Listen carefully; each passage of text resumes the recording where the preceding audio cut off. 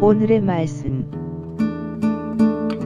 예레미야 40장 7절부터 16절 말씀. 하나님 아버지 은혜에 감사합니다. 추석 연휴에도 하나님과 함께 하루를 시작하기 위해 이 아침에 하나님 앞에 나오게 하심을 감사드립니다. 오늘 하루도 말씀과 기도 가운데 주님 우리를 만나주시고 주님과 동행하는 복된 날이 되게 하여 주옵소서. 예수님의 이름으로 기도합니다. 아멘.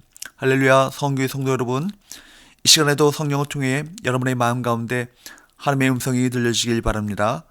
오늘 우리에게 주신 하나님의 말씀은 예레미야 40장 7절에서 16절 말씀입니다.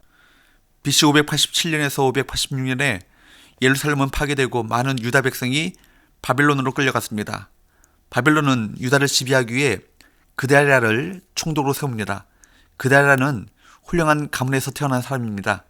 먼저 그의 할아버지가 누구냐면 열왕기하 22장에 요시야 왕이 종교개혁을 일으켰을 때 요시야를 도와 개혁을 이뤘던 사반이 그의 할아버지입니다. 그리고 아버지 아히감은 선지자 예레미야가 여호와의 말씀을 전하다가 어려움을 겪었을 때 그를 도와주었던 인물이 그의 아버지입니다. 그런 할아버지와 아버지 아래에 자랐던 그다랴는 혼란에 빠진 유다의 시설을 바로잡고 많은 사람을 소집할 능력을 가진 사람이었습니다.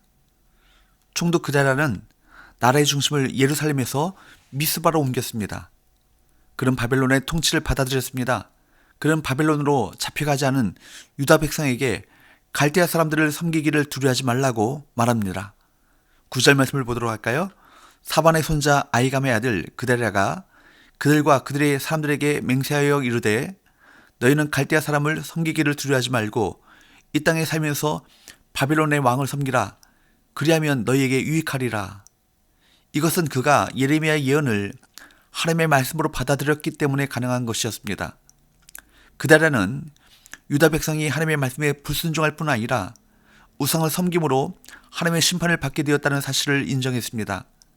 그렇기 때문에 하나님의 심판 도구인 바벨론의 지배를 받아들여야 한다라고 생각했던 것입니다. 그다랴의 이러한 태도는 철저히 심판의 정당성을 수용한 것입니다. 그런데 하나님의 의로우심을 아는 성도들에게도 그다랴와 같은 태도를 갖는 것은 쉽지 않습니다. 오히려 자신에게 일어나는 하나님의 징계를 인간적으로 판단하고 부당함을 항변하고 싶어합니다. 그러나 이러한 태도로는 하나님이 원하시는 거룩함에 이를 수 없습니다. 하나님이 죄라고 말씀하신 것을 그대로 수용하고 죄로부터 돌이키는 것이야말로 죄의 문제를 해결하는 유일한 길인 것입니다. 만약 죄로 인해 어려움에 처해 있는 성도가 있다면 변명하거나 죄를 합리화하려는 태도를 버리시기 바랍니다. 하나님을 향한 원망도 거두어야 합니다. 대신 징계의 고난을 통해 새롭게 하시고 정결하게 하시는 하나님의 뜻을 믿고 무릎을 꿇고 기도해야 합니다.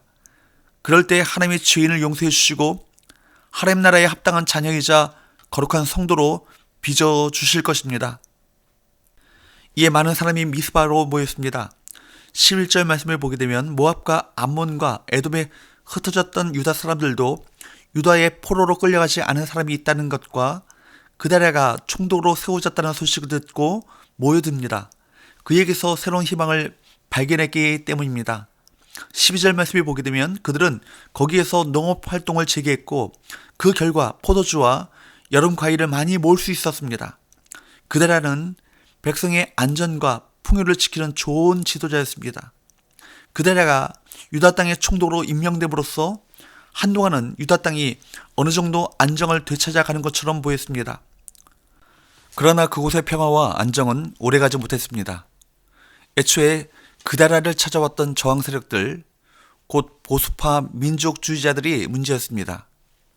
13절을 보면 그 점을 염려한 요하난과 그의 사람들, 곧 저항 세력들 중에서도 그나마 그다랴에게 호의적인 자들이 그다랴를 찾아왔습니다. 요하난은 시대의 흐름을 잘 보는 사람이었습니다. 그는 총독 그다랴가 위험에 빠진 것을 눈치챘습니다.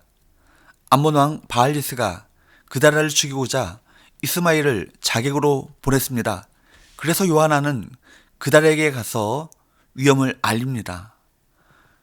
그런데 그다랴는 요하난의 경고를 믿지 않습니다. 일시적 평화에 취해서 자신의 최후가 다가오고 있는 것을 알지 못합니다. 현실의 안정감을 누리는 것 자체는 죄가 아닙니다. 그러나 심이 많이 쌓인 포도주와 여름 과일과 기름, 그리고 막강한 바빌론의 권세를 의지한 탓인지 그달의 눈과 귀가 둔해졌습니다. 그는 마땅히 주의 깊게 들어야 될 말을 무신경하게 흘려들은 거예요. 현실적으로 본인과 민족의 안전과 풍요를 위해 선택한 길에서 정작 현실 감각을 잃어버린 것입니다.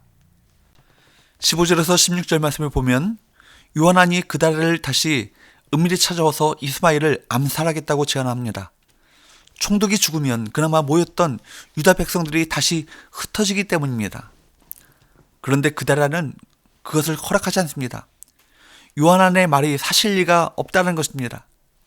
강력한 바벨론의 권세가 총독인 자기 자신을 비유하고 있는데 감히 암몬왕의 암살자 따위가 자기 자신을 해치겠냐고 생각했을 것입니다. 이스마엘은 유다 왕족의 일원이었습니다. 그는 반바벨론주의자입니다. 그의 배후에는 암몬왕 바알스가 있습니다. 반면에 총독이 된 그달라는 훌륭한 정치 가문 출신이긴 하지만 왕가의 사람은 아니었어요.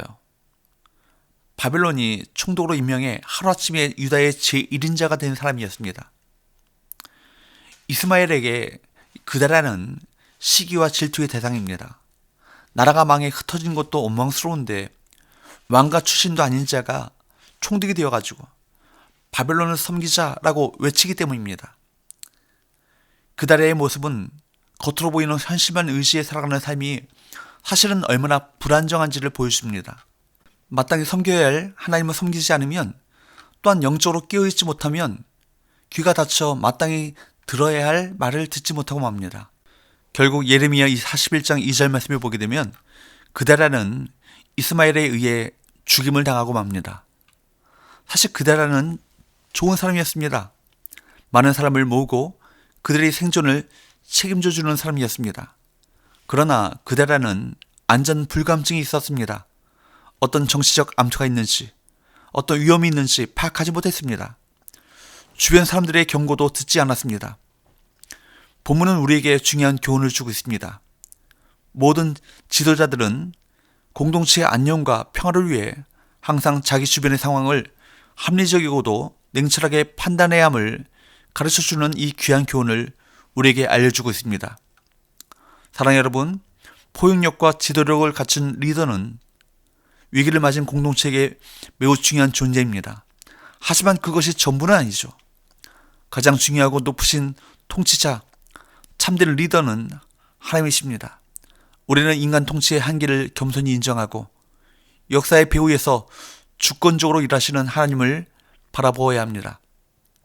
우리가 가질 참된 현실 감각은 하나님의 말씀 안에 있습니다. 섬겨야 할 분을 섬기고 들어야 할 말씀을 듣는 것이 참된 복인 것입니다. 기도합시다. 하나님 아버지, 날마다 우리의 모든 삶의 영역을 통치하시는 하나님의 주권 앞에 겸손히 순종하는 삶으로 반응하게 하여 주옵소서. 늘 영적으로 깨어 있어서 하나님의 뜻을 분별하게 하시고 주님의 눈과 주님의 마음으로 우리가 속한 공동체를 살피게 하여 주옵소서. 예수님의 이름으로 기도합니다. 아멘.